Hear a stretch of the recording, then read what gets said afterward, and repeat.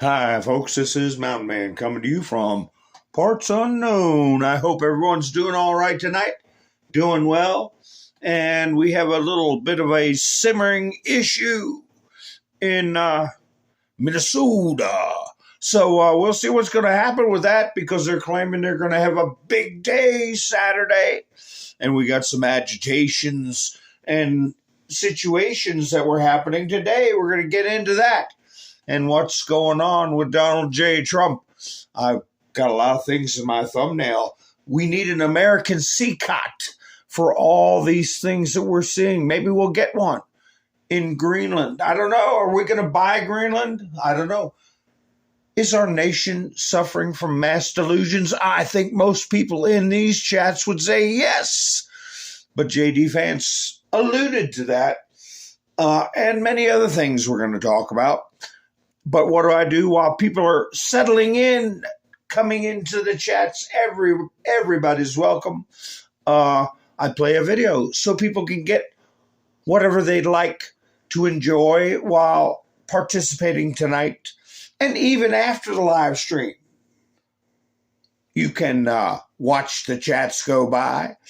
But anyway, get yourself a cup of coffee or a glass of wine or a cold bruja. Whatever you would like to have, and then we'll be like butter and get on a roll. Corralled into this box where we either have to hate Vladimir Putin and there's no in between. And that reminds me a lot of you're either a white supremacist or you go with the Democrat narrative on everything under the sun. The most lethal terrorist threat to the homeland today. White supremacy. And I want to understand white rage, and I'm white. I mean, there's as much interference here as you could possibly imagine. Before you even get to Hunter Biden, Nancy Pelosi, John Kerry, Mitt Romney, and all of their children who earn millions from Ukrainian gas companies. These days, it's hard to believe anything because they've lied about COVID, they lied about Russia collusion, they lied about the Ukraine impeachment trial, and there's so much more going on in Ukraine that nobody is talking about. Does Ukraine have chemical or biological weapons? My job as a journalist is to try to understand what is the truth here. I don't like being lied to, and we're being lied to on an epic scale. When we're told your only choice is you have to be 100% with Zelensky. Slava Ukraine. The puppets who you can find on the internet in black stilettos and leather pants. Zelensky was selected, like so many of our leaders. And honestly, with big tech and with election fraud these days, we don't know how many for us and weren't actually voted in. How to build back better. We have to build back better. Build back better. If Donald Trump gets the Republican nomination, there are many of us that will move heaven and earth to ensure he doesn't win. We are fighting the same battles all over the world. To pretend that this war is about Russia and Ukraine is a barefaced lie. Putin has been warning for 15 years that he is not going to stand by while the globalists take over the world, built by Ukraine has been a center of money laundering for many of the leaders in this country. Billions of US dollars have been laundered through Ukraine, and we say nothing about it. Does nobody question these things? We have an idiot like Lieutenant Colonel Vindman. Mr. Vindman. Lieutenant Colonel Vindman, please.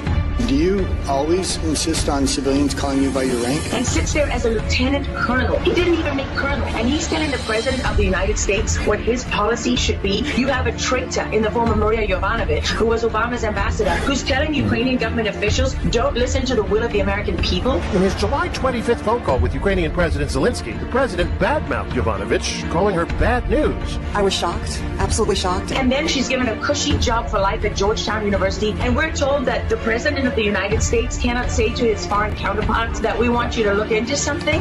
If the prosecutor's not fired, you're not getting the money. Oh, son of a bitch. And they put in place someone who was solid. So much hypocrisy and dishonesty here, and Ukraine is at the center of it all.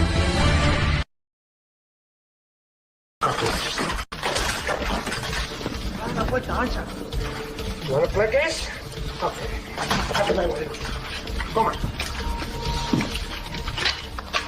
Okay. Do you want to play rough? Okay. Say hello to my little friend.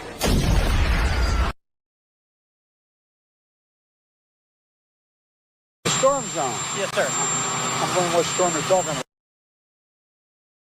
And they have young person. And he's absolutely going to come back with full vengeance the next time around. I think about what 4 years of a retribution presidency might look like. Our Constitution really does give the president tremendous power to destroy. This will be something we could never have imagined. Now the gloves are off. Some of Trump's close political allies told him they are working on figuring out the identities of the FBI and DOJ staff and forming lists. I will direct a completely overhauled DOJ to investigate every radical DA and AG in America for their illegal, racist enforcement of the law. The deep state is destroying our nation, but the tables must turn and we will quickly destroy the deep state. We know where the bodies are buried. There are a lot of people out there that have done some very, very evil things, very bad things, I would say treasonous things against our country. People that have done such harm to our country. I've been looking at them for a long time. He could order the investigation and prosecution of individuals who he perceives as enemies. Put them all in jail where they belong. You gotta get tough and smart, and you have to fight fire with fire. You can't allow this to go on.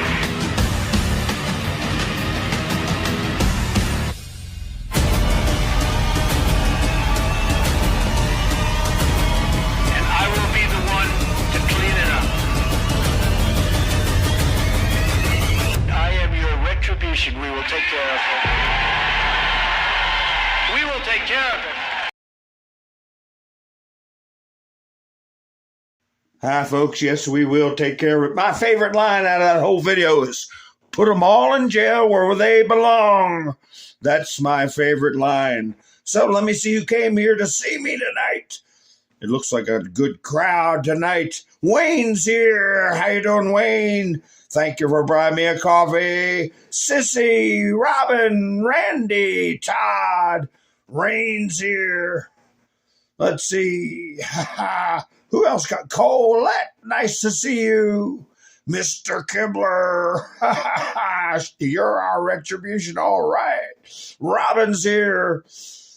Let's see. Cole. Hello, Cole. Thank you for going to buy me a coffee. I do appreciate it. Flannel Cheese. Nice to see you. It's wonderful to see you all. Rebecca's here. And who am I missing? I got to go down the line. All right, everybody. Looks like they're checking in. Kind of a paraphrase here from Sun Tzu, Art of War. This is Napoleon Bonaparte. Never interrupt your enemy when he's making a mistake. So many things are backfiring in the lefties' faces. And I think it's a wonderful thing.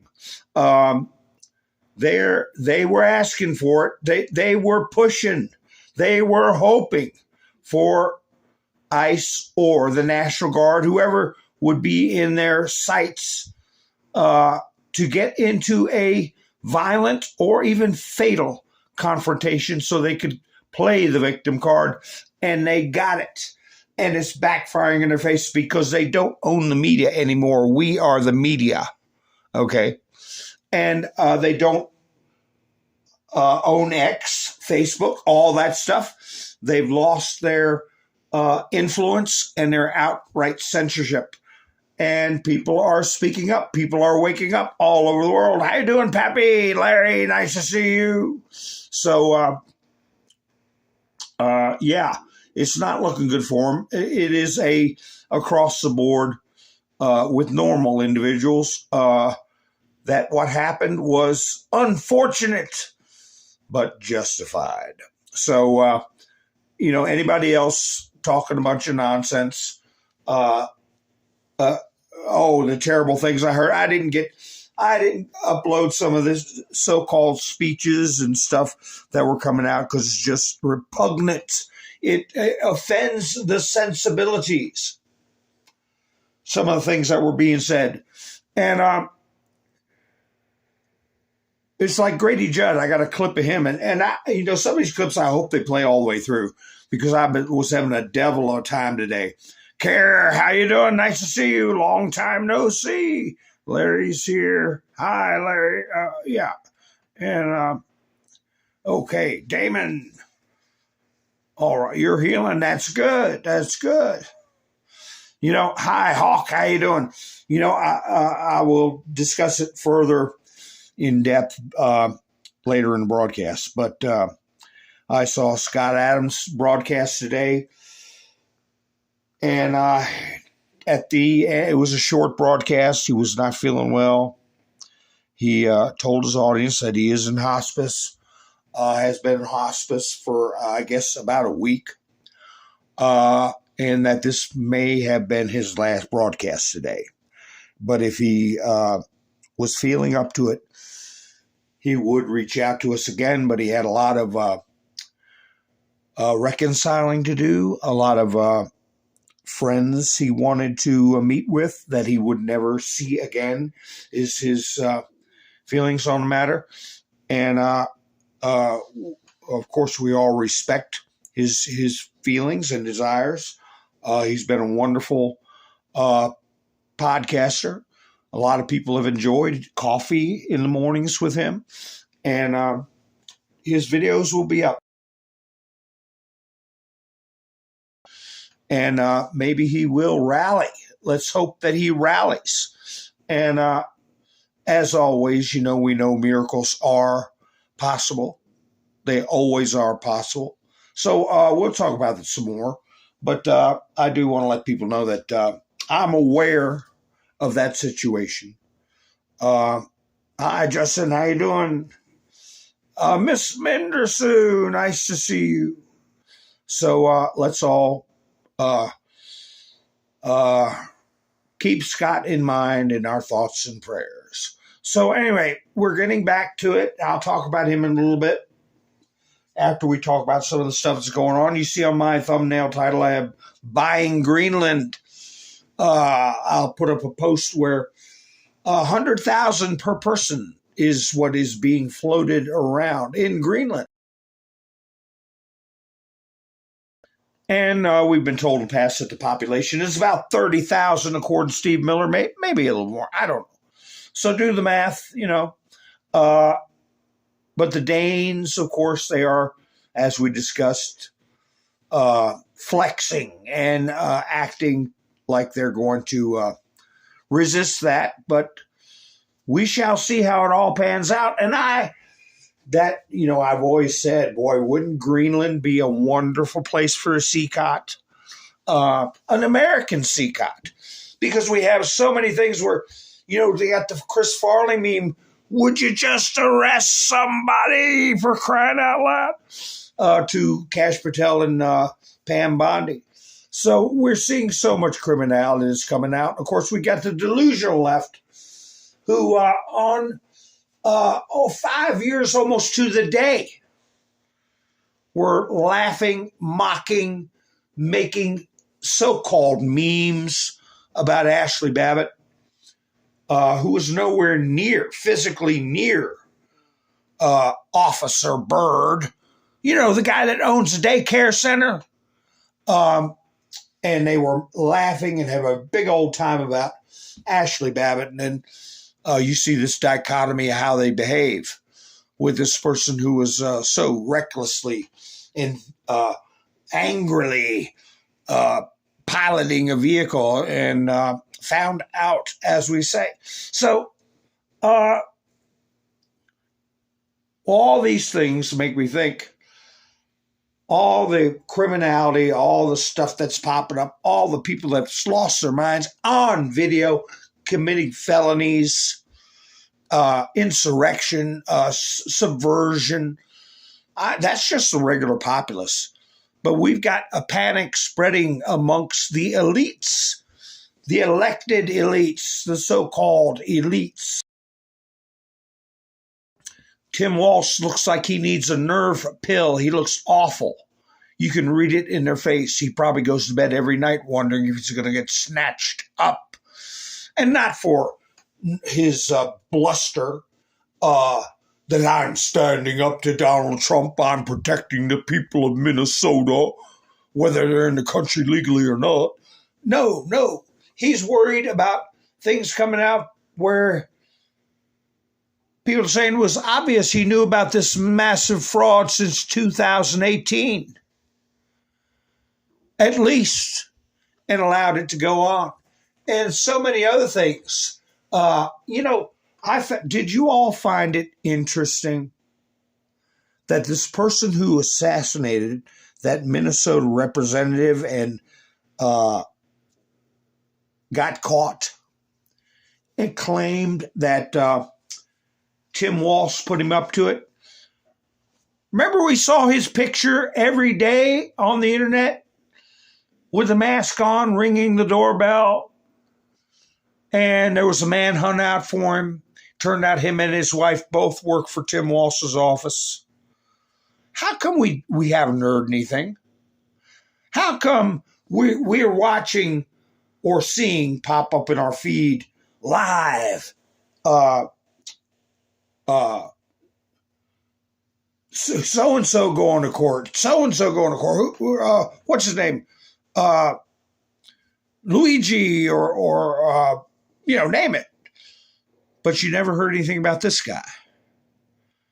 Seems like he's been put on ice, hadn't he? As far as what's going on.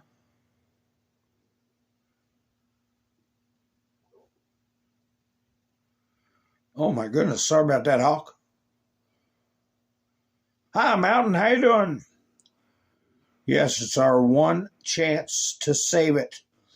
So we got to do it right. And Trump is handling things. He's Swiss cheesing stuff, what my father used to say. Keeping them dancing. They don't know where to focus. They don't know what to do. Where his plan, it seems like scattershot, but it is very well thought out and planned out which problems he's handling one at a time, two at a time, sometimes more. Different subjects, different areas on the globe. As he said, I will hit him from the top. I'll hit him from the bottom. I'll hit him from the right. I'll hit him from the left. I'll hit him right in the effing middle. Remember when he said that? So that's what he's doing now. But that made me think, with all this criminality we're seeing, massive criminality in many states. This woman came from Colorado. Wait a minute. What's going on in Colorado? Oh, Tina Peters is in jail. Why? Because she saved records to comply with federal law. So we got corrupt judges, we got corrupt prosecutors, we got corrupt attorneys, we got corrupt politicians in Colorado. Plus, they're producing these lunatic individuals instead of raising their children. They decide. And I said I wouldn't be surprised if they were collecting disability, like that one guy was saying last night. I wouldn't surprise me. There's plenty of people in the mid-30s who've lost their minds, who say, well, I'm gender dysphoric, so I'm disabled. On the other hand, well, that doesn't make me, you can't discriminate against me. It's perfectly normal to be a man when they've lost their damn mind. So here she comes out of Colorado. Won't it be something? If that's the case, I am unable to work in the national economy because of my limitations, but I can go all the way across the country. And if not her, maybe her so-called wife or whatever, and stumble around in the snow, filming stuff, or drive a car, screaming and yelling, coordinate, go to a training camp. Now maybe they're at 38, comfortably retired. Maybe her ex-husband's military pension takes care of her, and that could be all supposition. But we do know that a lot of people that participate in these paid protests, coordinated protests, whether they're paid or unpaid, they're coordinated, go from state to state. Many of them take advantage of a lot of government programs, air quotes programs. So anyway, the criminality is going to run so deep. We need Greenland for national security. What's part of national security is putting criminals in a place where they can't escape. And everybody gets $100,000 to buy out Greenland. They're going to have kids. They need something to do. I'm sure Trump's going to bring industry up there. He's going to bring business. He's going to create jobs that have the people take advantage of their own natural resources, right? But also, wouldn't it be great to have a couple of CCOTs, each one having about 65,000 mentally ill individuals or prisoners, high-value political prisoners, and you got to run the place. You got to feed the prisoners. You got to have people cooking food. You got to have people making uniforms. You got to have people performing as guards, performing as administration. It'd be like mini towns that you have to run, right? Of course, you want to give education, and for some people that are maybe someday going to come out of their delusional state, their mental illness, and want to be a normal human being and then re-enter society and serve their time. Maybe they can be taught something. So the people of Greenland might be quite the cottage industry for them. One of many, I'm just saying. The other thing I have is Smartmatic owners. Oh, I have a video. That's why I started with the video I started with. You won't believe who a former CIA operative says owns Smartmatic and Dominion. Now, keep in mind that these are words that I couldn't say 6 months ago. I would have gotten in trouble with UTISL, right? Let me see what's going on in chat.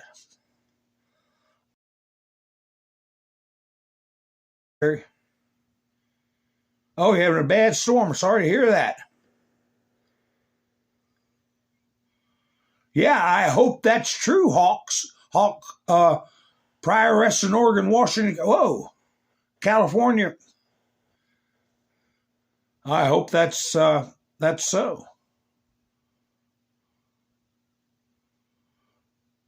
So, I'm sure there are arrests occurring. And I heard in a press conference, I think may have been J.D. Vance, that said there may or may not be grand juries when he was discussing the situation with Tim Walz. I would not be surprised if he gets his rear end arrested. But I'll give you a hint on the Smartmatic thing. My title says Cartel KEYSTONE. Cartel KEYSTONE. The words that are continuing to come from various sources, when you look at 32 armed Cuban soldiers on Venezuelan soil, not only that, but on a military base, directly guarding Maduro, surrounding and guarding his bedroom. I mentioned, that would be something that would insult the Venezuelan military. It would also show distrust for the Venezuelan military, or a insinuation that they were incompetent. But not only that, the word is that they were indeed pulling a Mussolini, where they wouldn't let him go. Kind of like Adolf wouldn't let Mussolini go. And if he would have tried to escape, what do you think the orders of those Cuban soldiers would have been if he would have taken up an offer to go to China or Iran or Russia or, well, Cuba was out because Cuba, word on the street is Cuba told him, you give up Venezuela, you give up what you know, and you're finished. So it may have been an elaborate hostage situation. And as I said last night, he wouldn't have survived anywhere other than in the custody of the U.S. military. So why is that? Why is that? Hi, Robin. How you doing? Because he may know something about Smart and Enmatic, right? So anyway, well, let me see if I can. I have a number of videos to play you. 2 or 3 from this former CIA guy. And it's just something to go ahead and digest and keep in the back of your mind. Is this another reason why Tim Walsh looks like he needs nerve pills? What do you think's going on in Colorado with all the people that persecuted Tina Peters and participated in the election fraud? Other terms that I was not able to use. But anyway, here we go. They were the owners of Smartmatic?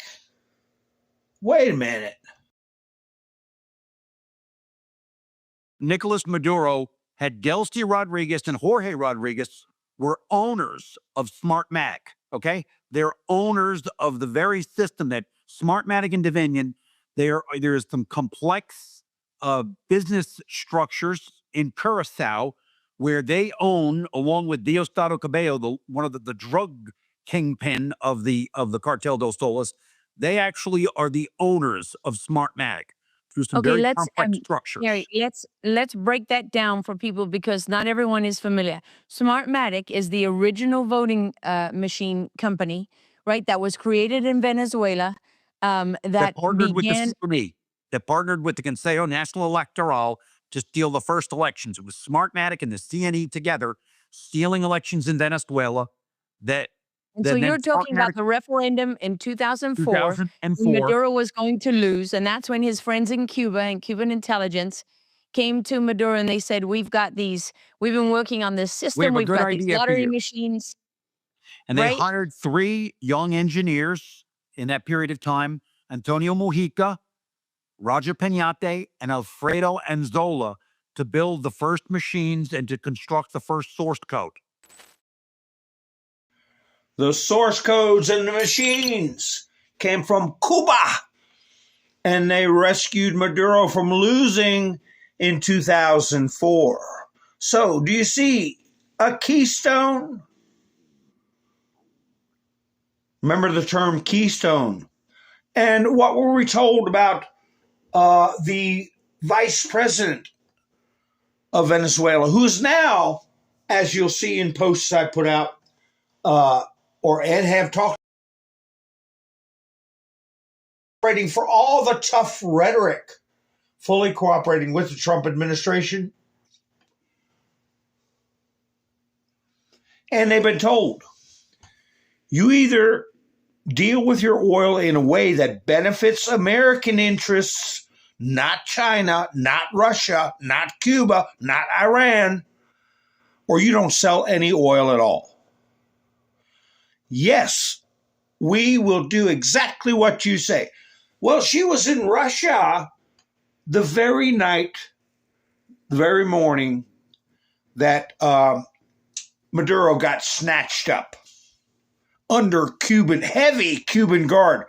And I'll have to reiterate, not one of the Cubans survived. I had a post, I didn't get a screenshot of it.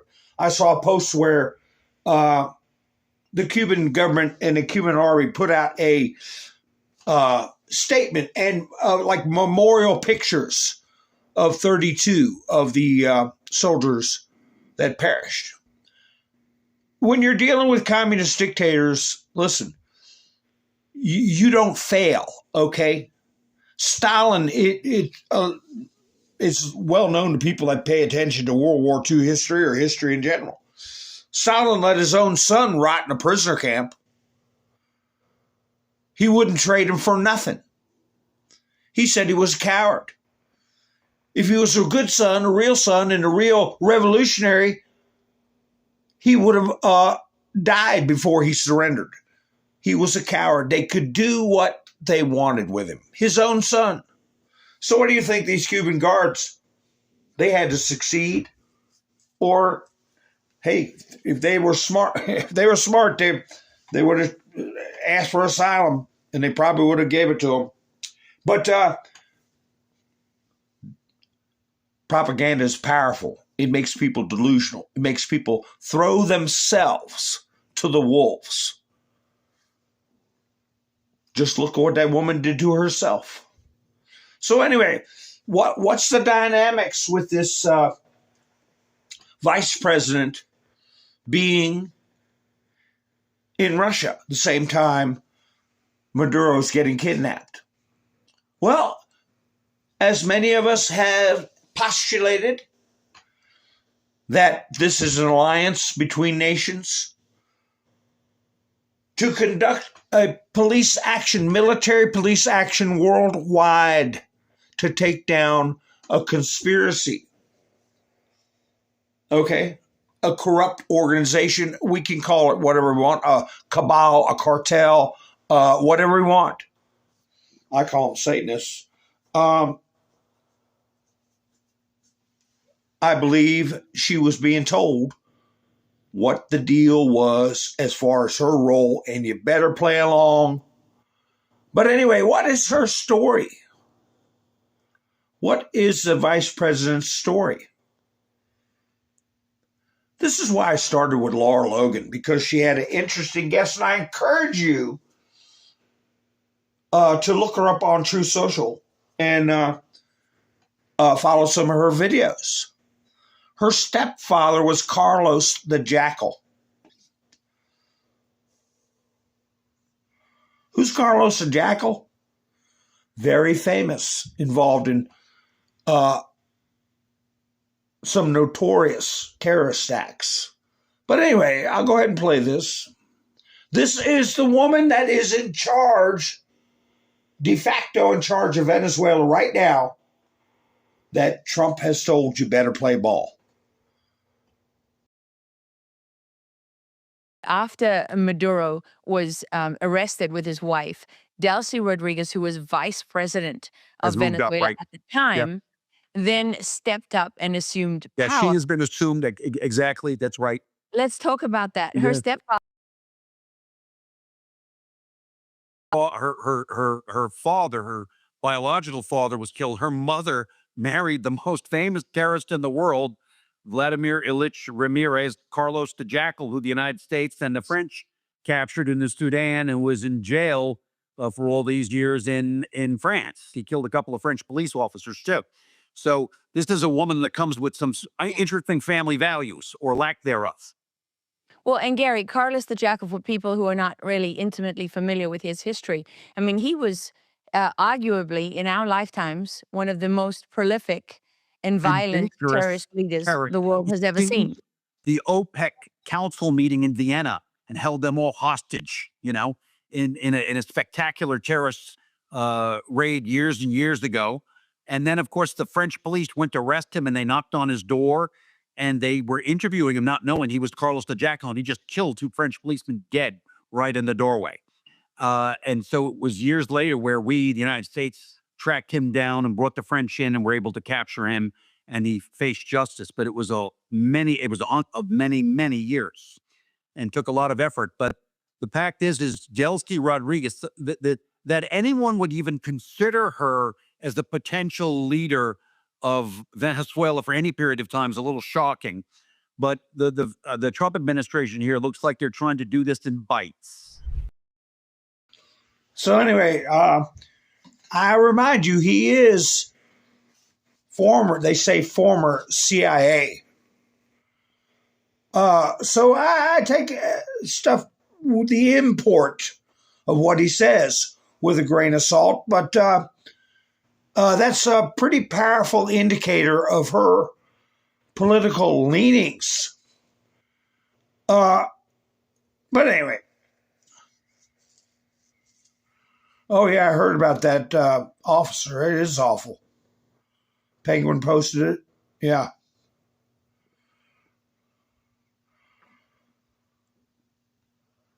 Oh, my. No, gosh. Well,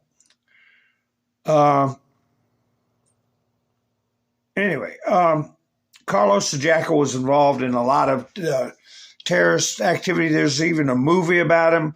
There's a lot you can learn on YouTizzle if you want to tune in with that. But, and get some background. Now, people are individual human beings, so you don't know her actually what's in her psyche or in her heart. She doesn't have to be a cookie cutter of her stepfather, but you see the influence there. Certainly, it's raising alarm bells to this CIA operative or officer, I mean. But anyway, so we have these people acting up in Minnesota. I might as well finish up this this last video with what's going on in Venezuela. This is all stuff for you to keep in your mind. This is Delcy again, whose father we just got some background on is Carlos the Jackal. And here she has direct ties to Hezbollah and Hamas.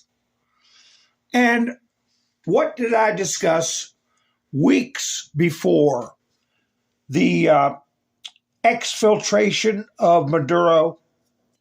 I said that Iran had a base of operations, of military operations, conducting kidnappings and assassinations on U.S. soil out of Caracas. Very close ties with the Iranian regime. So now here we have this about Delcy, who is assumed power while Maduro is in custody. Gary, isn't Delcy Rodriguez personally involved in some of those payments to Hamas and Hezbollah? Yes, she is. She and was we're the talking payback. about payment, what, $10 million? $100 million. I mean, It's unbelievable. She has moved massive amounts of money. Look, the problem for the agency and for these other individuals in the U.S., these individuals trying to influence the White House and the president, is that she's going to be indicted. She's going to be indicted. There's all of this is being assembled right now. So you have one group of people trying to support Delcy in the United States because they want the party to continue, and others who support rule of law are assembling all of these things to indict her so she too will face justice in the United States. So she moved over $100 million. And there are people in the U.S. who are trying to protect her, lionize her, because they want the party to go on. What party? What party? Well, you know, I'm going to play Grady Judd for a reason, for a couple of reasons. Right now, the reason is he's discussing, in his professional opinion, the situation that occurred with the ICE officer shooting the woman. And then I'm going to bring up something else. Okay. So here's Grady Judd, and he's going to point out what I said at the beginning too about the mayor having a filthy mouth, and that's all they know. These radicals, they can't act in a decent manner. But anyway, I'll go ahead and play it. Hopefully, it all uploaded. We shall see. Hello, everyone. Chef Grady Judd here. I've been asked by media outlets and several people to comment on the event that occurred in Minneapolis yesterday. Let me make one thing abundantly clear. You have to be accountable for your conduct. And that starts with the mayor. Did you hear his filthy talk? Did you hear his filthy, uninformed talk yesterday to the people not only of the city and the state, but across the nation? Shame on you. That's lack of professionalism. Now let's look at the event. The investigation's not complete. I am giving you context on the video clip that I saw. Law enforcement officers, federal law enforcement officers, ICE agents, car out of the vehicle. During this encounter, the vehicle backed up and then drove directly at the ICE agent. That is a deadly weapon, a 2-ton deadly weapon. So what did the occupant expect? They should have expected to be shot when you commit a deadly assault on a law enforcement officer. So let's do this. Let's send out the message loud and clear. And it should start with the mayor, the police chief, the local sheriff, and the governor of Minnesota. Cooperate with law enforcement officers. Don't resist them. Don't violently resist them. If you do violently resist them, if you do felonious assaults with 2-ton weapons, expect to be shot.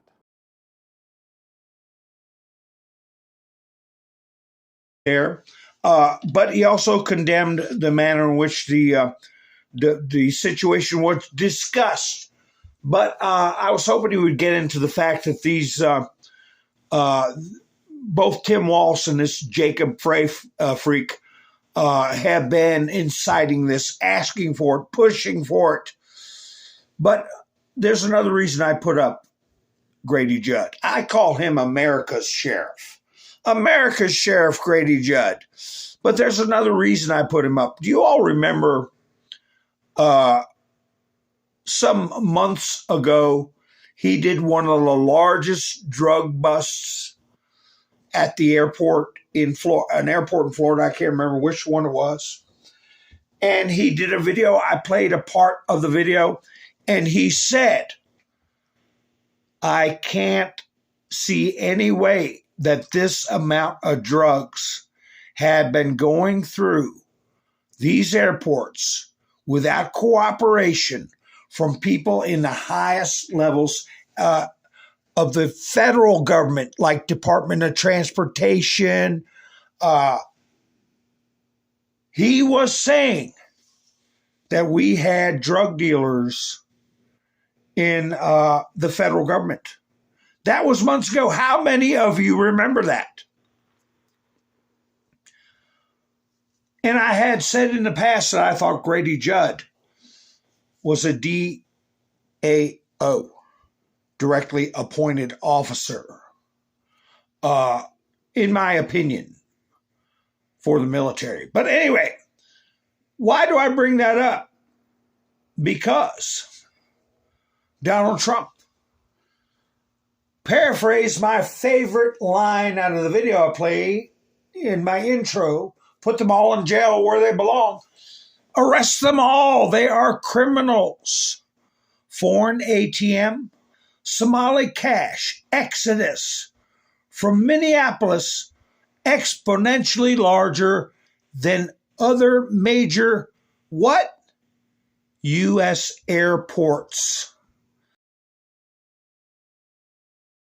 Officials say movement of cash out of Minnesota was substantially abnormal and should have raised flags during the Biden administration. So we have the airports being utilized to funnel tens of millions of dollars or hundreds of millions of dollars of cash out of our country.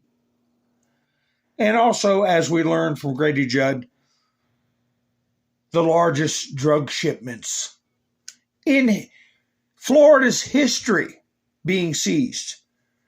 And proof that it wasn't the first time they moved that kind of stuff, and they couldn't do it without the cooperation of somebody in a high position in the federal government. So if you remember me discussing that, give me a thumbs up.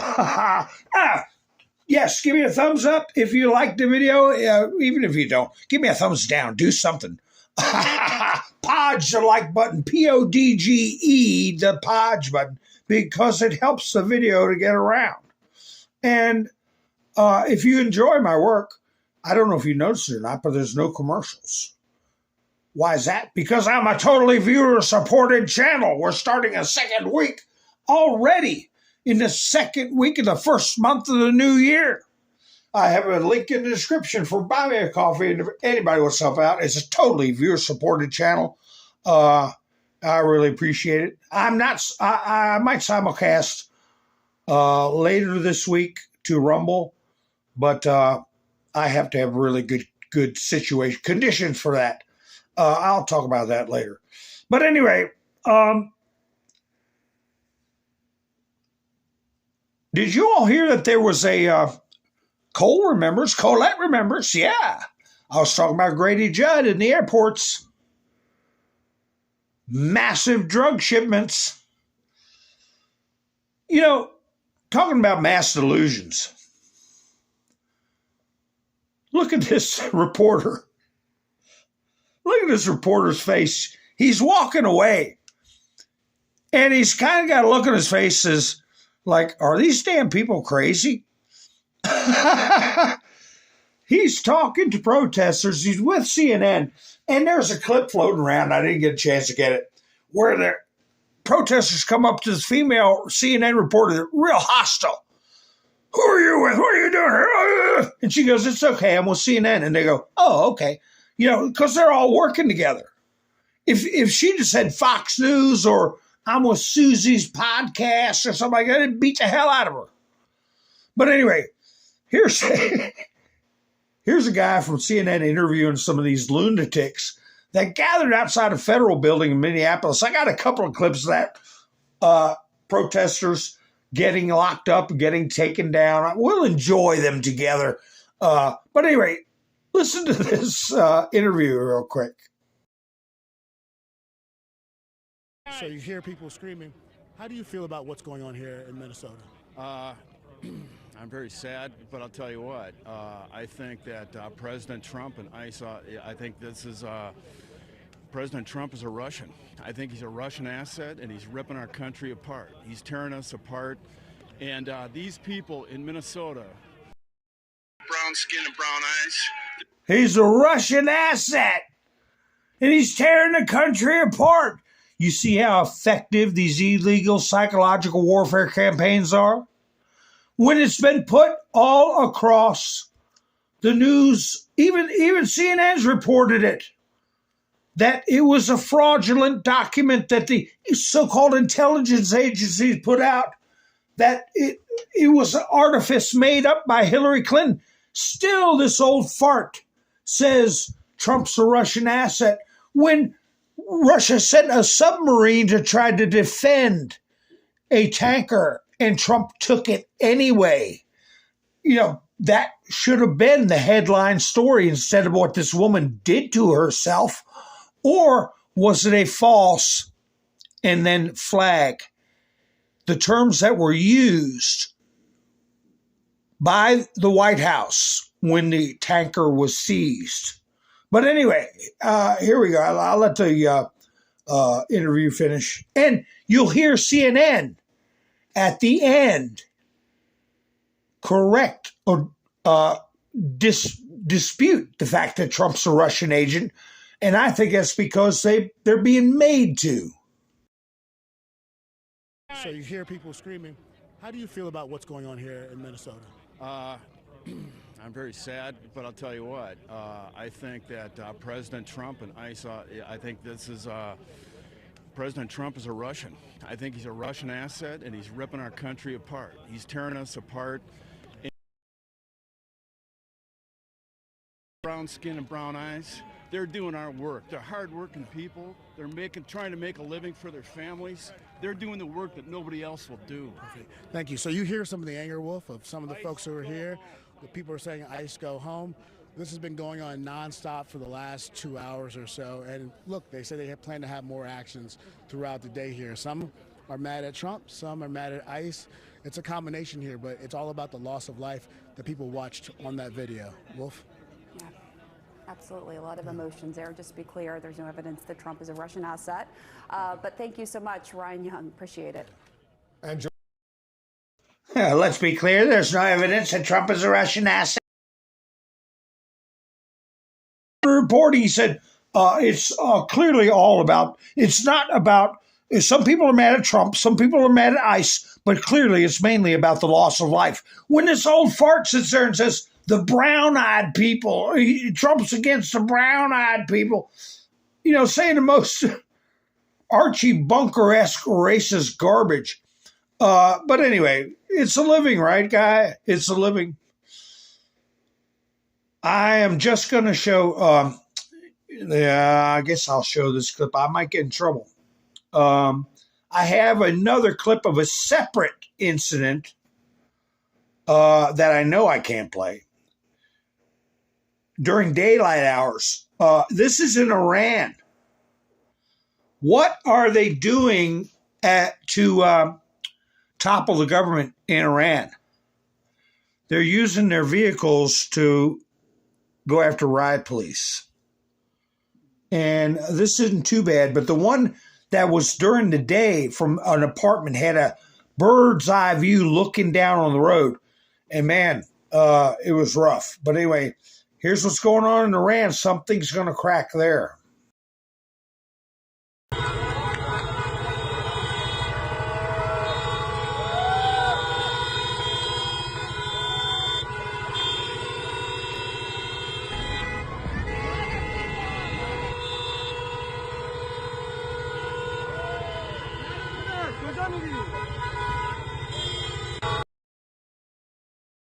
So he plowed through a squad. There's another clip I have. This is a guy who's taking a homemade device. Let me see if I still have it in my studio. Whoa. Yeah, he is running down the street, and they use live ammo with this guy. Let me see if I can find it.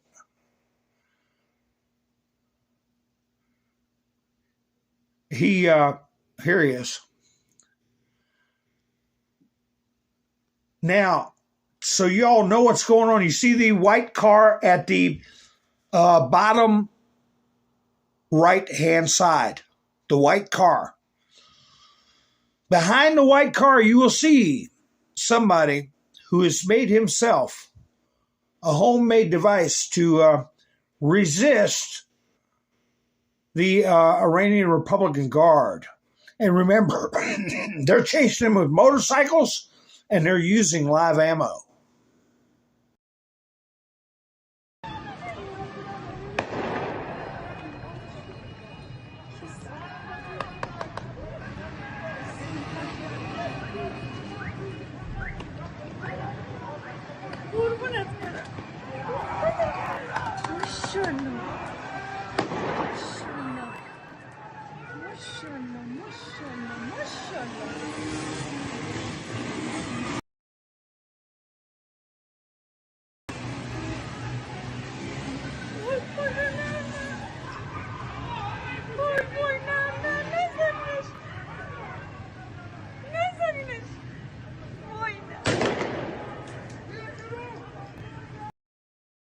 He made a homemade flamethrower with one of them pump sprayers, and looks like he got away. They chased him a good way, and they were, like I said, on motorcycles.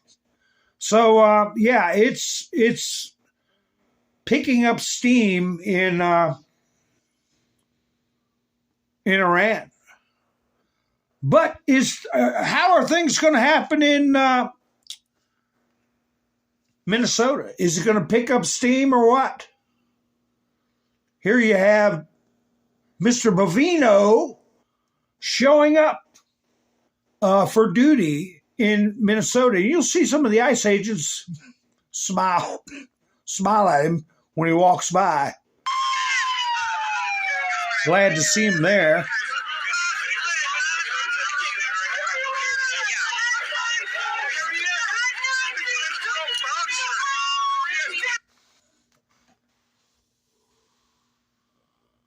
But I didn't get to watch this one. This one I'm going to put up right now. I uploaded it, but I had to go live, so I didn't get a chance to watch it. They said he got assaulted. Now, I'm keeping an eye on some of these characters in the crowd because I got a couple of clips from the same place. If you want to see lefties getting ran down and handcuffed, you come to the right channel. But anyway, let's see what happens. I didn't get a chance to watch it. Make me. Get out of the way. Yeah. Oh, no, that's just a freak. That's just a freak that spit on an ICE officer and then tried to run in the crowd and hide. He, like Trump said, when you spit, we hit. So he hid behind a woman holding a sign. I'm sorry. I wanted you all to hear it. You can replay it when I played it without talking. He said, hit me. You can hear him challenge him to hit him. But anyway, maybe this is the one. Let's see if this is the one. I hope Bovino didn't get hurt, but I'll just play the clips. No, this is the one. This is not where Bovino gets, I don't know if they threw something at him or what, but he's not hurt. I'll just say that. But anyway, look at this crowd. Okay, you got the woman in the purple coat there in the front. And you got people trying to get in their cars. They're all running like girls. Look at the guy, what was that, chicken head? And then you see the guy there with the red cross. Anyway, this is just they're getting herded like sheep. Somebody threw something at an ICE officer. And apparently after Bovino showed up, he just told them, don't take any guff. Any guff. If they spit on you, if they throw something on you, I want you to arrest them. So somebody did something, and guess which one in this shot they're chasing? He's that fat one in the red outfit up in the upper middle left of the screen, left side of the screen. But anyway, let's enjoy watching them track down and tackle a fat loser.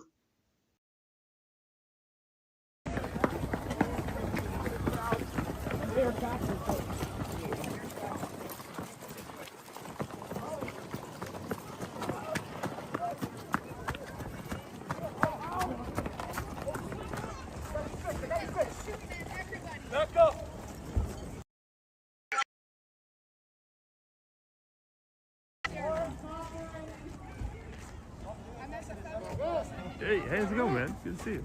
Back up.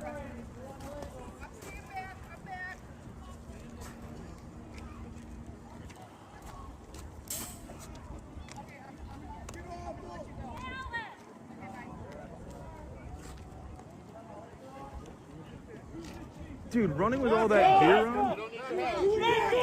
Who is the chief in charge? Back up! I am medical. Don't worry about it. We have our own medical. If you need a real one, I'm here. Well, we won't.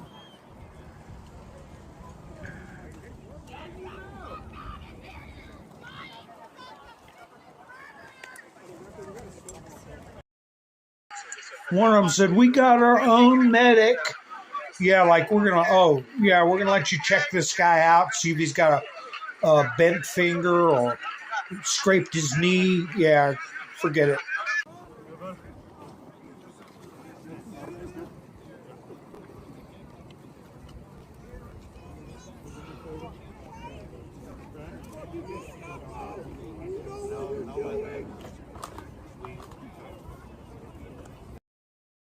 Now, if this is one of these disability characters, wouldn't that be something? If they had video of him running like hell and spending all day raising hell with ICE agents, how long? Because these people can't have regular jobs. Stay back to him. Hey, we stand back, guys.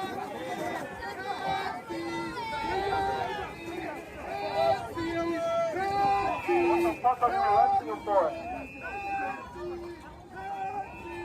Get the fuck out of here. Hey, what are you arresting him for? Any answers? Just a tackle? I thought it was good police force. Name and badge number. This we ain't got one. Name and badge number. Yeah, they were supposed to have a big show there at this federal building. But I tell you what, they're awful tame. Wouldn't you say they're awful tame? Because they weren't always tame. They were raising hell. And I think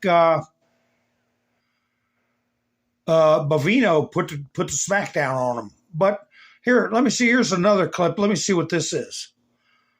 Oh, is this where... I think this is where they assault that guy. Let me see what's going on here. No, this is Bovino.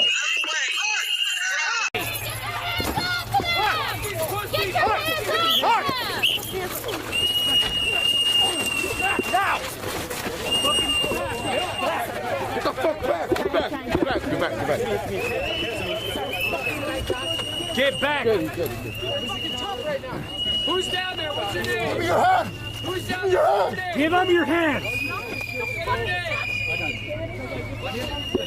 Why? Don't step up here.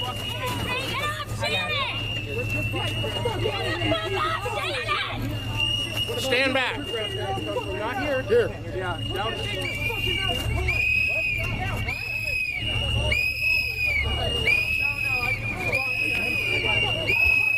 You're such a fucking coward.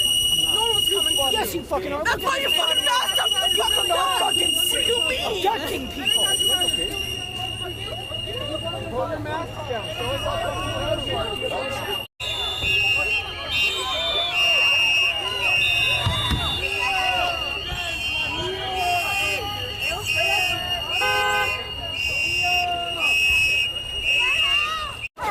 Hey, watch out. Look, people are telling me. Can you get him for us? She made. Very quick.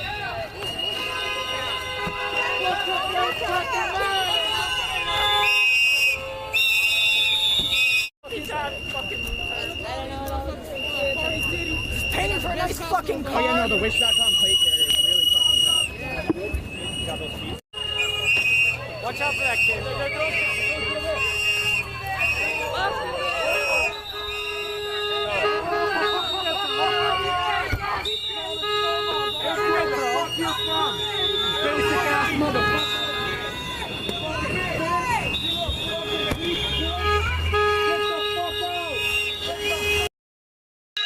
There you go. That's enough of that. That pack of lunatics. So she attacked Bovino at the very beginning, and of course she's in jail. And if that's the best they got problems. Yeah, a bunch of obnoxious idiots, Todd. I think they. Hi, Gray. How you doing? I think they need to do facial recognition. Anybody who breaks the law, Even if it's a week later, come get them. But here's J.D. Vance talking to an idiot reporter. I don't know if he gets into the reference it. If people are deluding themselves into seeing something that didn't happen, what are we going to do about that? But this reporter, look at him sitting there getting ready to ask his question. This reporter on the left. Anyway, I'll let JD takes them apart. If everything that you say is true, how does being part of that network justify being shot? Well, being part of the network doesn't justify being shot, but ramming an ICE officer with your car, that's what justifies being shot. It's not a good thing, by the way, but when you force somebody to engage in self-defense, it's almost a preposterous question. I'm not saying that funding some of this stuff justifies capital punishment. Nobody would suggest that. The reason this woman is dead is because she tried to ram somebody with her car and that guy acted in self-defense. That is why she lost her life, and that is the tragedy. Now, there may be other violations of the law and other penalties that are associated with those violations of the law. For example, if you are funding violence against our law enforcement officers, I'm not a prosecutor. My guess is that's not the sort of thing that earns capital punishment, but it should sure as hell earn you a few years in prison if you're funding the effort to try to assault our law enforcement officers. What is, I'm sorry guys, what's going on here? You guys are meant to report the truth. How have you let yourself become agents of propaganda of a radical fringe that's making it harder for us to enforce our laws? You just asked me a question that presumed that the reason why this woman tried to run somebody over with her car and the guy defended himself when that happened. Next question. How can you all allow yourselves to be propagandists? And it has been shown that she is a member of a group and that she has been to training camps, learning how to protest and learning how to drive in a way so as to interfere with ICE operations. So he said anybody funding that should spend years in jail. Before I get to some more of these protest videos, so-called protest videos, I want to play this. I showed you the video with the Iranian protesters, the guy with the homemade flamethrower, and also the ties of Venezuela to Iran, right? So here's a young lady I played the other night doing a follow-up video about Iran. And for most people, it will be illustrative and people will learn a little bit about the history of Iran. And what is happening there has happened in the past, is happening now. Ultra-right and ultra-left, basically totalitarian mentalities, commie mentalities, teaming up and taking over a nation. Iranian woman here to tell you what is going on in Iran and why you should be paying attention. Hint, because it is a very familiar story. Most people believe that the story of Iran begins in 1970. Goes much further back. It begins with the Red-Green Alliance, the alliance of the far-left Marxists with the far-right Islamists. Their union not only destroyed Iran, that ideology infected the West. That is why I say Iran is not the past. Iran is a warning of what happens when that ideology goes unchecked. fact, and I'm about to tell you. So let's go back in time for a few short seconds. How did socialism make its way to Iran? A lot of people don't know this, but the Soviets actually entered Iran in the early 1920s and annexed a northern part of its territory, turning it into a socialist state. Well, like all other socialist states, it was obviously doomed to fail, and fail it did. But that wasn't before the Marxist ideology went underground in Iran, infecting Iranian textbooks, academic life, education, and the intellectual elite. But most importantly, what did this Marxist ideology teach young Iranians? It taught them that the West was their enemy, and it was their moral duty to fight Western imperialism. This is what I call the Great Lie. Why? Because it was never about fighting the West or even making Iran a better place. It was about using our lands as a revolutionary launchpad for their communist dreams. Then came the turning point. In the 1960s, the Shah introduced the White Revolution. That was a modernization project. It increased women's rights, women's suffrage, education, literacy, land reforms, industrial expansion. It was supported by the Iranian people by referendum. But guess who rejected it? Of course, the Red-Green Alliance. They said that couldn't happen in Iran. That was when the Marxists and the Islamists began setting fire to everything. That's why they set fire to Rex Cinema famously, because they said cinemas were a symbol of westernization. That movement eventually led to the 1979 revolution that overthrew the Shah and ushered in the Islamic regime. And who, pray tell, was the leader of this revolutionary movement? Ayatollah Khomeini. Like every practitioner of the Great Lie, he mastered borrowing Marxist language to promise free everything. Free water, free education, free healthcare, free housing, free transportation. Well, Iranians discovered very soon thereafter, turns out there's no such thing as a free lunch. It was, of course, a gigantic grift. What came next? We've all seen. A hands-made tale style, totalitarian theocracy, hanging, lynching, shooting, blinding, people just asking for basic human rights. And who were the very first people to be executed as soon as that regime came to power? The same leftists that ushered them in, convinced of the Great Lie. Now, almost 50 years later, after multiple attempts, this is what the Iranian people are rising up to free themselves from. And it is very important to pay attention to exactly what they're chanting. They're not just saying down with the dictator. They're saying in akharin nabarde Pahlavi barmigarde. What does that mean? It means this is the last battle, then Pahlavi will return. Why? Because Reza Pahlavi is the son of the last Shah, who they ousted because of the Great Lie. The Iranian people will choose their own future by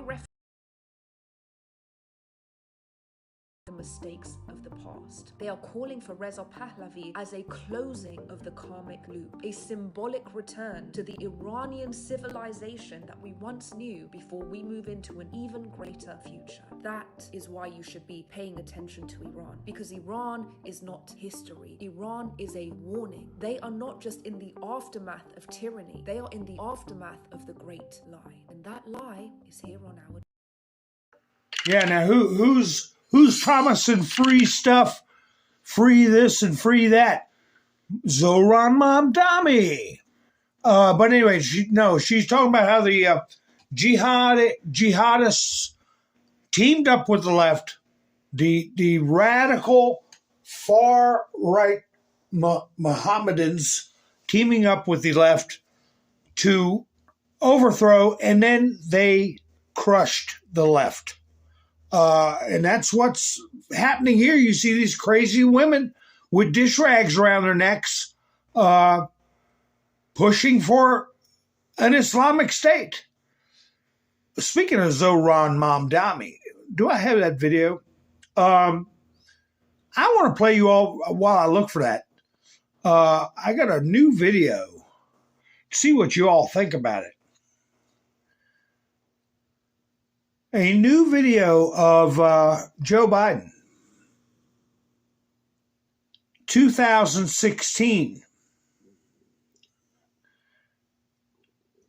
There's some fundamental differences in his facial structure, but we worry about that later.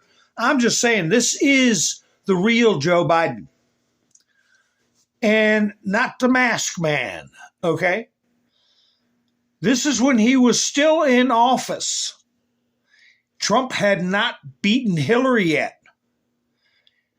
And he's kind of hugging himself. But he's discussing Ukraine. So listen to his points and just put it in the hopper. And I'm tapping the side of my head for how it applies to what happened and may happen in the future with Ukraine, Russia, and the United States. But here's Biden back in 2016, prior to Trump's victory. No, I am not the pen pal, but the phone pal of Poroshenko and Arseniy Yatsenyuk and now the speaker. I literally, without exaggeration, the last 2 to 3 hours a week with those folks. There's an overwhelming instinct in Europe to say, hey, before you guys became president, this was owned by Russia anyway. They had a puppet there. What difference does it make? What the hell's the difference? Why are you making us engage in these sanctions? You remember last year I was authorized to say we'd do the second tranche of $1 billion, and he didn't fire his chief prosecutor. And because I have the confidence of the president, I was there and I said, I'm not signing it. Until you fire him, we're not signing, man. Get it straight. We're not doing it. Till you form a new government and you actually bring in someone who will move on this, we're not playing. Not because we're trying to play hardball, because we know if they give an excuse to the EU, there are at least 5 countries right now that want to say, whoa, we want out. At least 5 right now. And so what we're putting together now, is a basic, detailed roadmap of who goes first and who goes second. And there's 2 pieces of this, folks. One is the security guarantees that are to flow from Russia. And 2, the political steps that Ukraine has to take. And some of the steps are very difficult to take. They've already done the energy piece, they've done some other things, but my point is that when you say the dumb boss is going to have a special status and you're going to amend your constitution, it's like saying, okay, you know, Texas and Wyoming, Texas is going to have a special status that we don't want because we want Mexico to have more influence in Texas. And we're going to pass that through the United States Congress. So there's some really tough stuff they've got to do. They're willing, I'm convinced they will do it.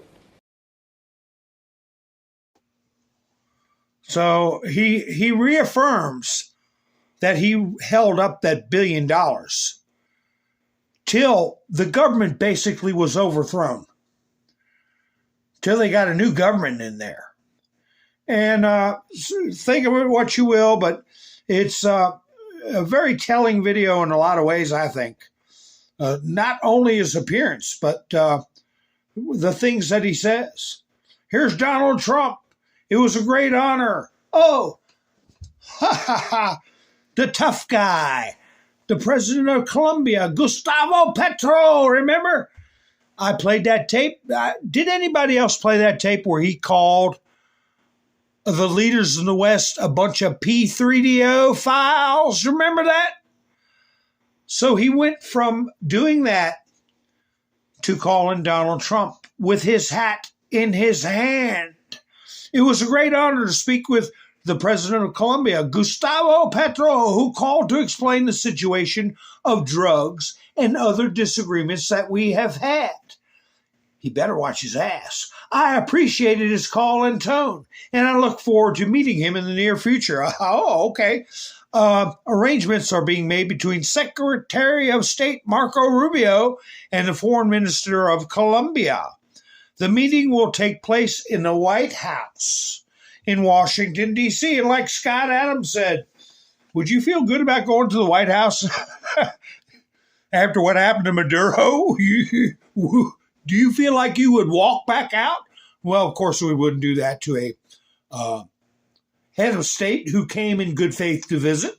But it is a funny notion. Now, he brought up Marco Rubio. You know what? Where did this come from? I didn't even know this was an issue. Here's Marco Rubio. who keeps bringing this stuff up? A couple of weeks ago, they were hollering that Kristi Noem was going to get fired. Pam Bondi was leaving. All this kind of stuff. Now, here's Marco Rubio. I do not normally respond to online rumors, but feel the need to do so at this moment. I will not be a candidate for the currently vacant HC and GM general manager positions with the Miami Dolphins. Who comes up with this crap? He is in the most historic White House in modern history. And by modern, I mean last 100 years, probably since our founding. And he's going to run off and, to get a job with the Miami Dolphins. Who even believes this crap? But apparently it was enough for him to come out and say, no, it's just a rumor. While you never know what the future may bring right now, my focus must remain on global events and also the precious archives of the United States of America. Thank you. I think it's interesting he brought that up, the precious archives. But again, this plays into mass delusion, how people are, somebody or a group is manipulating this messaging where you have enough people that are prattling about Marco Rubio leaving a serious position to work with a football team. Are they crazy? Yeah, that's a thought, Graybeard. It could be a calm. But he brought the National Archives. How badly the illegal psychological warfare campaigns warp people's minds. You saw the guys still saying he thinks Trump's a Russian asset. And this person here, Democrat state senator, this is in Nebraska, Senator Michaela Kavanaugh, Supreme Court Justice Kavanaugh is with a K, so different Kavanaugh, tears down Declaration of Independence exhibit at Nebraska State Capitol. Declaration of Independence? How the hell is that some corner? Watch this delusional lunatic rip down a exhibit for the Declaration of Independence, one of the most beautiful documents written.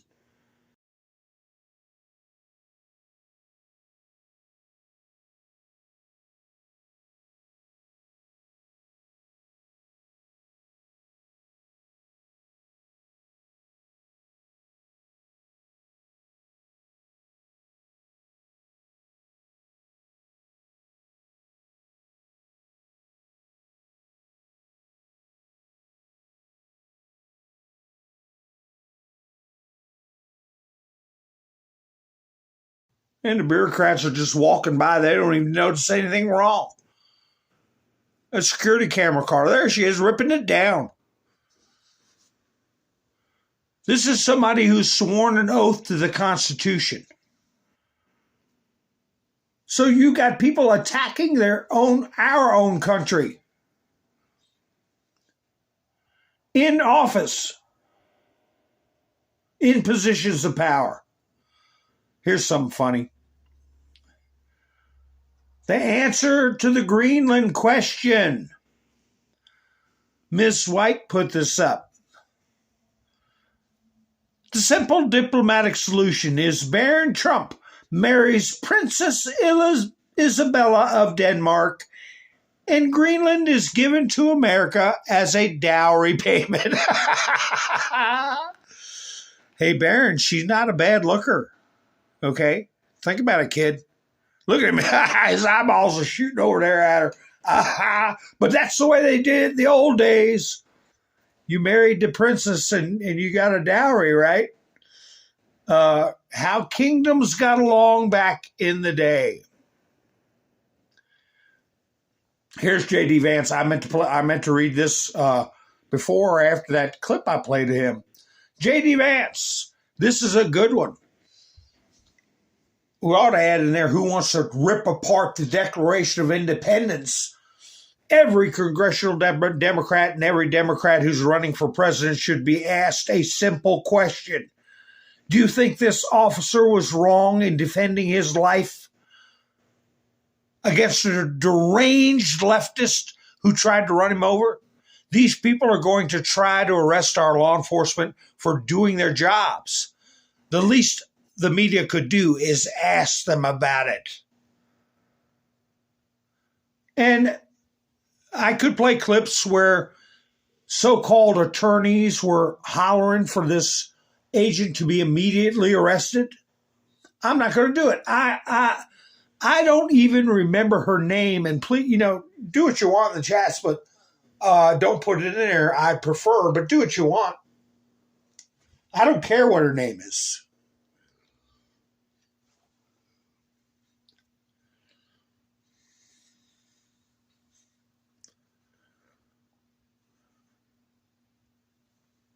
An idiot. Anyway, speaking of idiots, this is Zohran Mamdani's director of housing or whatever. I played clips of her saying she was going to make white people pay. She's trying to bail herself out a little bit here. And listen to what this guy asks her. Like she's really not, what she said really wasn't that bad about houses being a tool of white supremacy.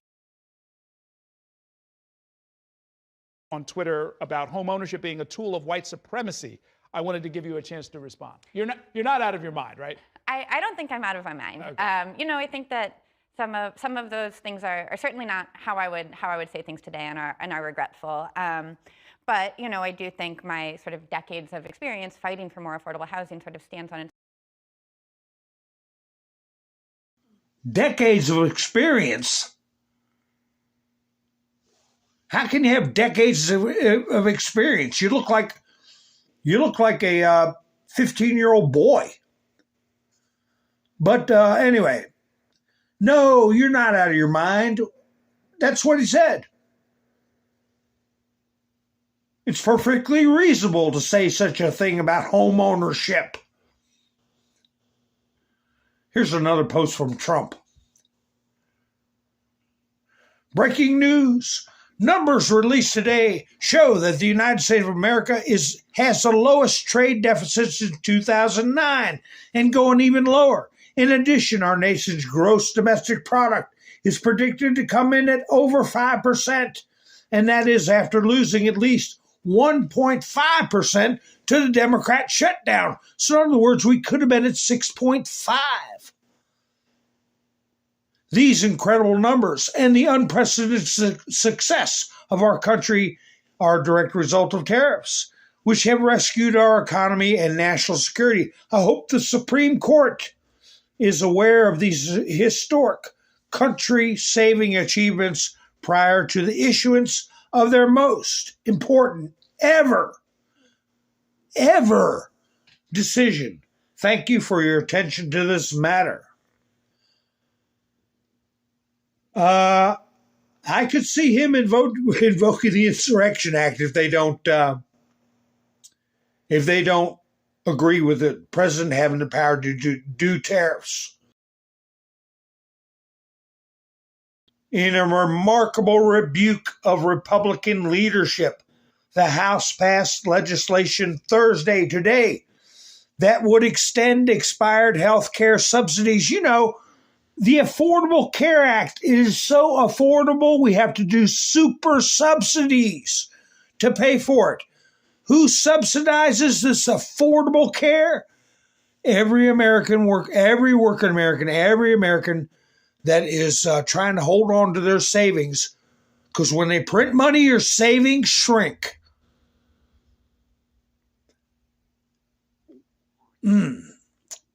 That would expire health care subsidies for those who get coverage through the Affordable Care Act, as renegade GOP lawmakers joined essentially all Democrats in voting for the measure. And there you see Mike Johnson does not look very happy at all. We will see what President Donald J. Trump says about that. I know he was mad about the War Powers Act. Let me see. I've got so many. There, he puts out such a prodigious amount of truths. I could spend an hour reading all of them most days. Here we go. Republicans should be ashamed of the senators that just voted with the Democrats in attempting to take away our powers to fight and defend the United States of America. Here we go. Susan Collins, Lisa Murkowski, Rand Paul, Josh Hawley, and Todd Young should never be elected to office again.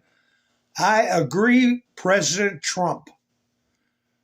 If you live in a state where there are senators, make sure you find out who's going to primary or replace these clowns.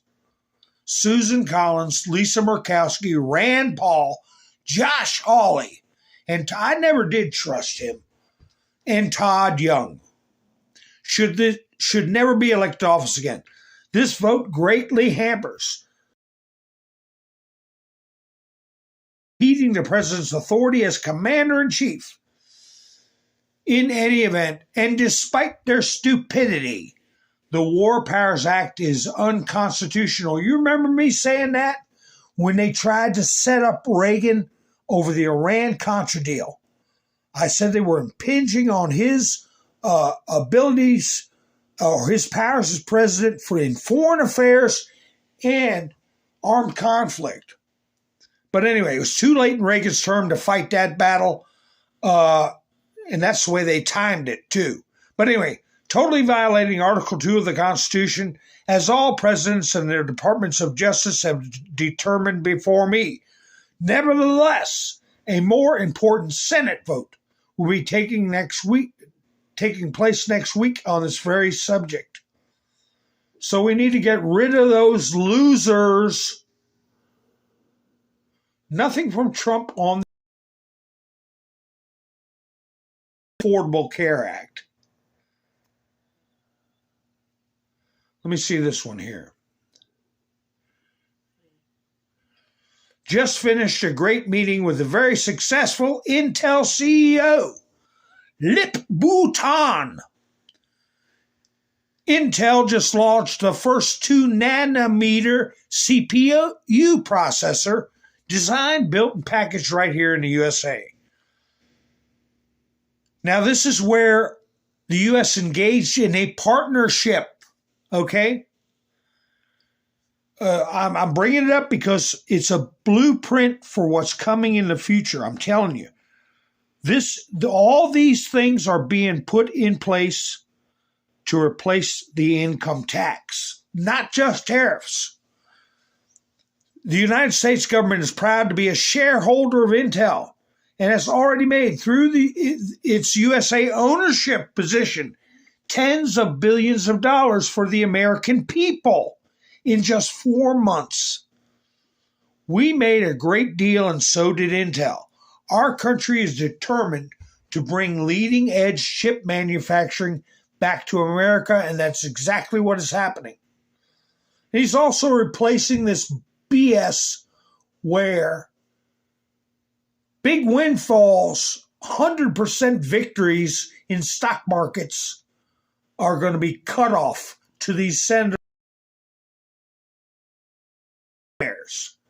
Anyway, Clandestine put up, the left is trying to turn Minneapolis into the next George Floyd. This is what they've been waiting for.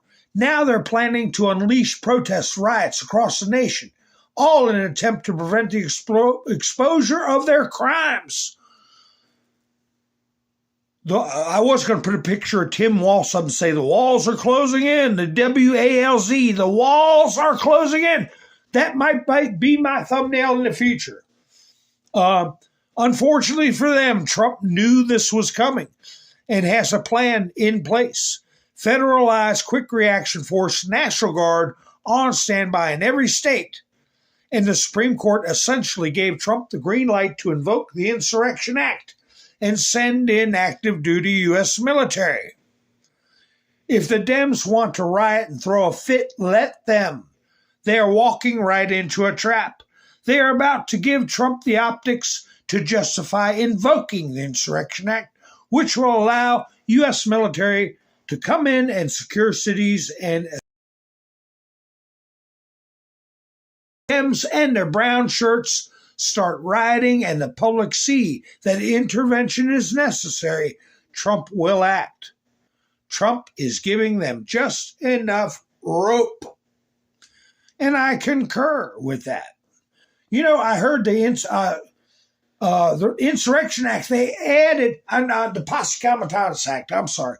The Posse Comitatus Act now includes forbidding Space Force and also the Marines. In the past, the Marines were exempt from the Posse Comitatus Act. When did they pull that trick? When they added in Space Force. They did it at some point in time. So now we have the National Guard is exempt from Posse Comitatus and the U.S. Coast Guard. But somehow they wiggled it in there.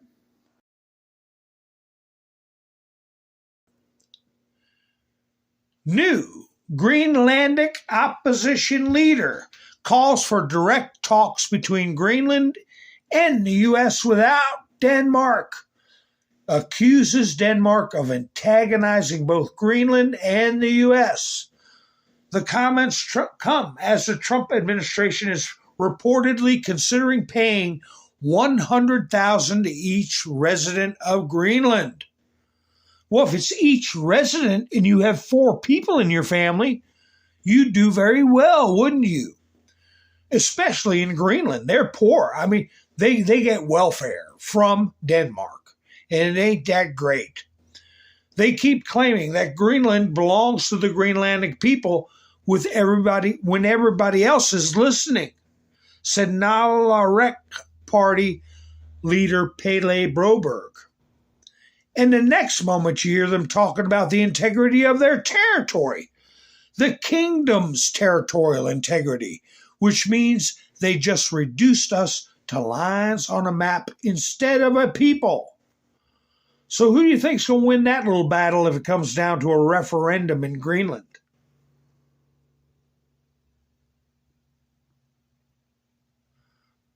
Oh, here's one, a long one from Trump.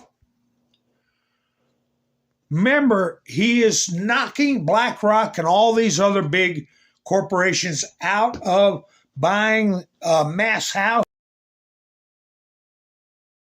market on houses you live in. Biden ignored the housing market and instead was immersed with high crime, open borders, runaway inflation, the Afghan disaster, a military that had left in chaos and confusion. Everything was broken. But I, as President of the United States, have already fixed it.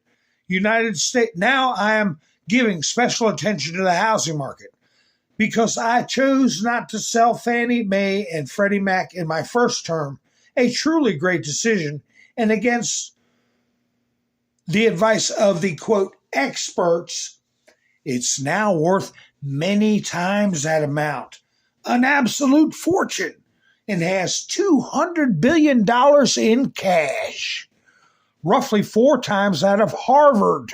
But anyway, because of this, I'm instructing my representatives to buy $200 billion in mortgage bonds. This will drive mortgage rates down, monthly payments down, and make the cost of owning a home more affordable. It is one of my many steps in restoring affordability, something that the Biden administration absolutely destroyed. We are bringing back the American dream that was destroyed by the last administration. Make America great again.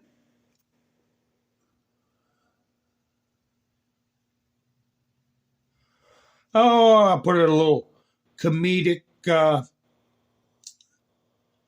relief. I don't know does anybody who know who this comedian is? I've never seen him before. I meant to write his name down. I forgot. But anyway.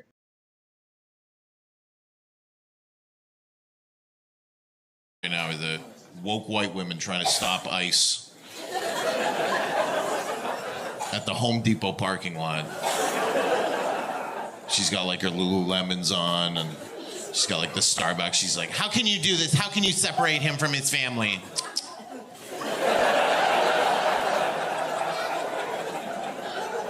And the ICE guys are like, we're not. We already got them.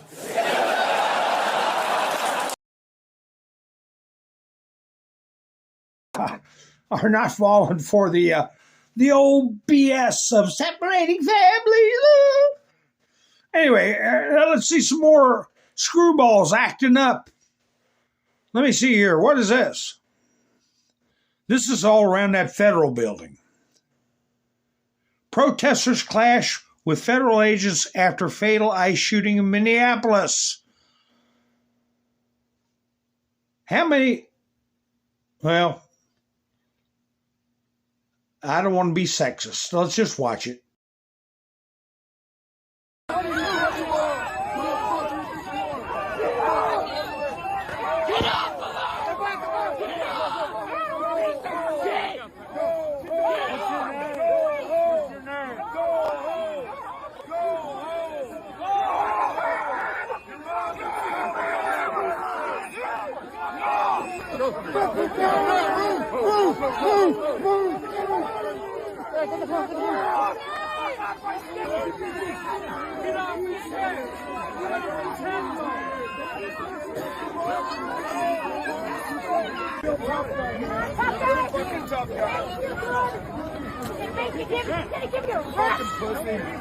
Yeah.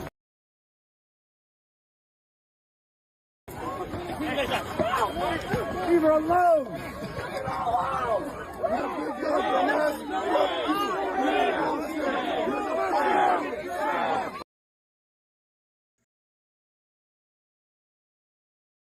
If they did anything, if they spit on them, threw an ice ball at them, anything, they ran into the crowd and grab them up. There's one where this weird lady, a little tubby looking little thing. Let me see. Let me see if this is the video. They were picking on a guy who was protesting, who was demonstrating for ICE. I'm not sure if this is the video or not. Let me see. Wait a minute. Of ICE. No. This is early in the morning. This is early in the morning. They were reporting on what was going to happen at this federal building. You could see earlier in the morning, there were a lot of people there, a lot of signs. And then after they started cracking down, it thinned out quite a bit. I think Soros only paid them till noon. Of the ICE office. Is ICE entitled to less protection than the average citizen? Are they second-class citizens now? Have we decided that we're going to put them out there as targets? Let's see where this goes here a second. And some of the audio, just for the folks at home, we don't want it to be too abrasive, and that's why we're kind of riding this a little bit. The summer of love was hot for many reasons, including the temperature. It's cold in Minnesota. Yeah. Right now, 29 degrees, feels like 25. It's not going to get much warmer than that throughout the day. You wonder if, in a different climate, whether or not there's 2,000 people in the street, or 5,000 people. Weather, we've talked about this on the air before. The weather in these circumstances helps. Believe it or not, it matters, I should say. When it's hot, it's just human nature. When it's hot, people are irritated, they'll come out. It starts raining, all of a sudden everybody goes home. Very often, the commitment of the protesters is a mile wide. I think we have some sort of action here on the ground. Maybe somebody being arrested, possibly. Take us in that moment, like. I don't know how many arrested. They're not reporting how many of them got arrested. But I'm trying to find this clip where this woman grabs this man. I thought she was on his side at first, because this might be it. She just walks up and like takes his arm and yeah, here she is. See her in the olive drab coat, that little bowling ball walking behind the guy with the microphone. She goes up and grabs his elbow and says, "We're peaceful, we're peaceful." And then some other guy in a white vest, a yellow vest, comes up and grabs this guy. The guy with bullhorn is supporting ICE. And the woman who's getting ready to grab him is one of the leaders of trained agitators, and the guy in the yellow vest is part of the trained agitators. Watch what ICE does. You ain't bouncing me, bitch. We should go, man. We should go. Let's go. Let's go. Grab his arm. Keep your fucking hey. This is a woman, but you will get hurt, buddy. Keep your fucking hands to yourself. Let's go, man. Keep your fucking hands. We're nonviolent. Let's go. We're nonviolent. Let's go. It's peaceful. Let's go. Peaceful. Let's go. Hey, let's go. Patriots, get out of here. We need some backup, boys. We need some backup, boys. This is peaceful. We're peaceful. We're peaceful. We're peaceful. Walk away. Everybody back up. Everybody back up. Don't hurt anybody. Don't hurt anybody, and there won't be a problem. That's what we're trying to do. Don't assault people. See this, guys? We will not back down. We will not surrender. These people will not continue to intimidate us in our country. The storm is here. When we come one, we go all. No one can stop what is coming. Get here, guys. We need you in Minnesota. These people are fucking terrorists. These people are terrorists. They hate our country. They hate everything we stand for. Who's we? The people that are watching. What do you stand for? I'm sorry. What do you stand for? Native American. What do you stand for? Oh, really? Oh, really? Oh, what a pretty guy. This is conquered land. This is conquered land, buddy. Yeah, that doesn't make any sense. This is conquered land. Patriots, get out here. We need to back up. Answer yourself or you're gonna get hurt today, all right? We executed one of you yesterday. We executed one of you yesterday.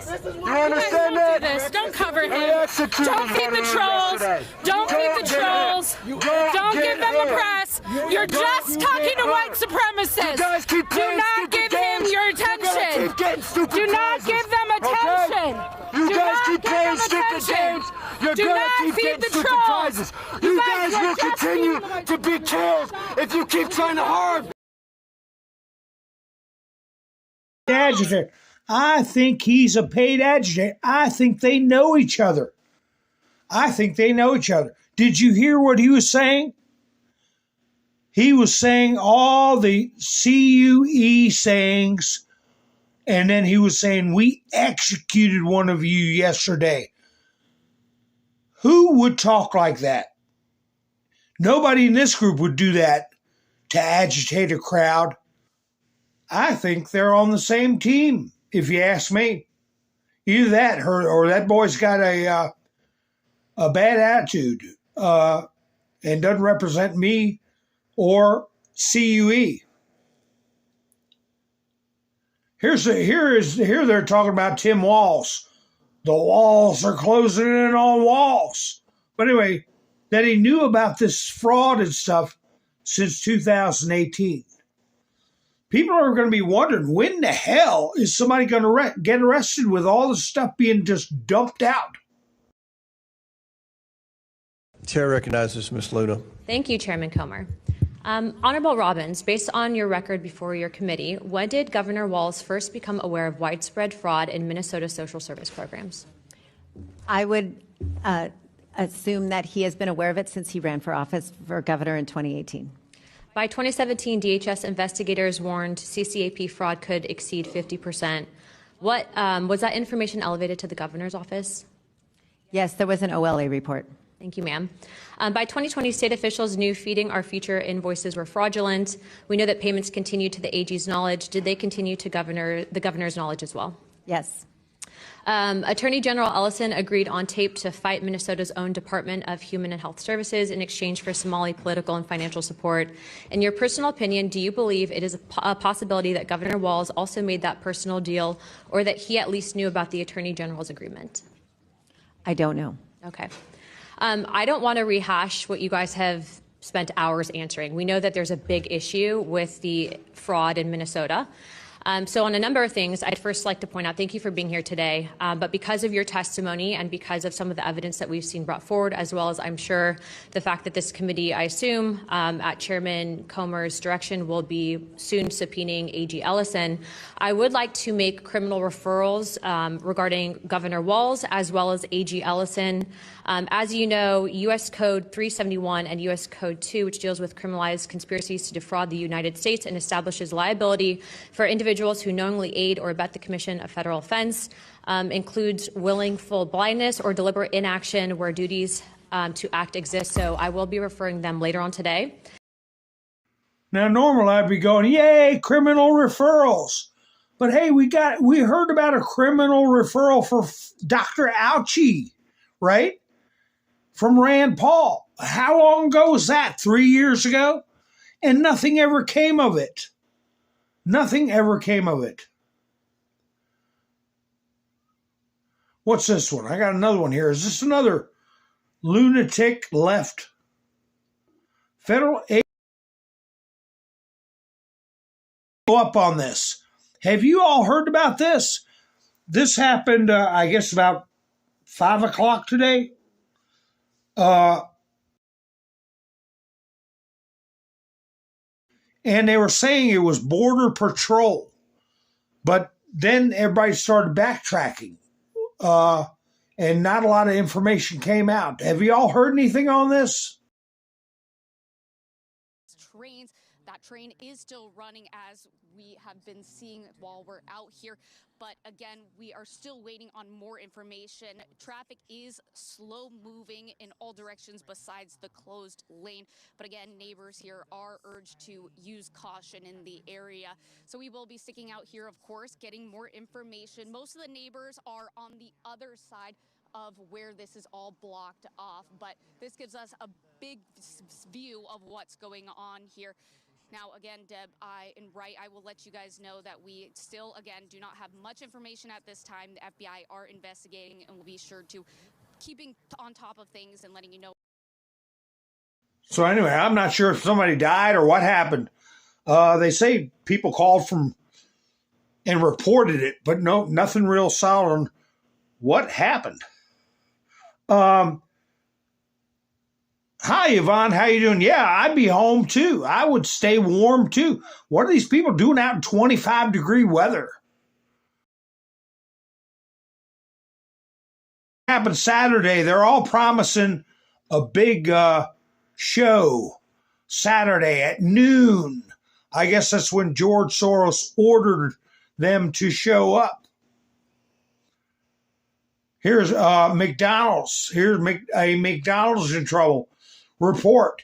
Minneapolis McDonald's refusing to serve ICE agents. A McDonald's location in Minneapolis is drawing national attention after a video service appearing to show the restaurant refusing entry or service to U.S. Immigration and Customs Enforcement. Well, that Hyatt Hotel, I heard they took a crane and took the Hyatt sign down. That Hyatt has been removed as a franchise of Hyatt Corporation. Man, you know they got in big trouble. Whoever's running that outfit.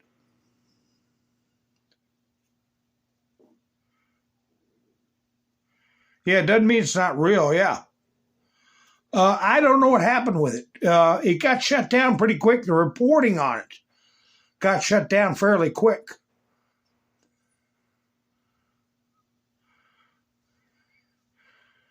Anyway, speaking of being in trouble, I didn't get to play this the other day. You know, this character got knocked down in his rank, right? He may be looking at more trouble, depending on what he says. Here he is interviewing with Jon Stewart, and you see Jon Stewart's light cut on that Donald Trump probably was right and this guy was wrong. He's making an idiot of himself, and I enjoy it when idiots show themselves to be idiots. So I'm going to play this video for you all as I close out. And I do want to thank everybody for spending your precious time with me. And I do want to remind you all to give our friend Scott Adams a little room in your prayers. I was, when I talked about him in another broadcast, we're a small but tight community. I gave my personal fervent hope. I didn't put it in a title. I didn't put it in a hashtag. It was just my conversation with you all, my friends. And my little way of trying to reach out to Scott, hoping that he would find Christ. The last broadcast I listened to, I tuned in, and I'm telling you, as sure as I'm sitting here, that within 2 minutes, he was thanking people for trying to get him to reach out to Christ. The first time I clicked on his video, 2 minutes in. Now, I didn't believe in entering his chats, exhorting him to do anything. It was only my private thoughts that I was sharing with you all. I would never act like a rec room reverend, okay? That's not my role, or I don't feel it should be anyone's role. But he is such a gentleman, and he handled it so well. He thanked people, and he said that it was a very personal thing. And we'll talk more about what he said. He left the door open. Now, I saw a lot of people turn it into clickbait. That makes me angry. Like Scott said, it's very personal. And you'll never see me do that. But I feel our collective thoughts and prayers have power. Not clickbait, not putting it in titles, not bullhorning it like a snake handler down in Louisiana or a rec room reverend. Okay. I don't want to get too off the ball on this. I don't want to get too rough. Because I know in my heart, Christ would not let a good man get away. And all of us, it's not elective. We will stand before Christ, all of us. And he'll say whether he knew you or not. And until we talk further, I'll leave it at that. And I know Scott will be all right because he's a good man. So anyway, folks, enjoy this clip. And again, thank you for spending your precious time with me. And I should be going live tomorrow night. So I'll be seeing you soon. This is Mountain Man, over and out. It's not complicated. If a reasonable person would think that this thing that they are asking me to do is illegal, you have an obligation. It's not an option. You have an obligation not to follow those orders. So are the boat strikes illegal? Well, so I've been asking this question for a long time. I'm on the Armed Services and the Intelligence Committee. Right. They have some complicated legal rationale, 40 pages of why these are legal. It's questionable at best. And by the way, at first it was fentanyl, then it was cocaine, then it was about regime change, then it was about oil. I understand. So, but do you see my point? You yourself I totally are saying, see your like, point. I don't. But I our don't know. point, our point is to members of the military who don't get reminded of this often. When something is clearly unlawful, you have an obligation not to follow those orders. It's a pretty simple thing, and we've seen in our history multiple times when even under those circumstances, members of the military have done stuff that was clearly over the line. We did not want that to happen.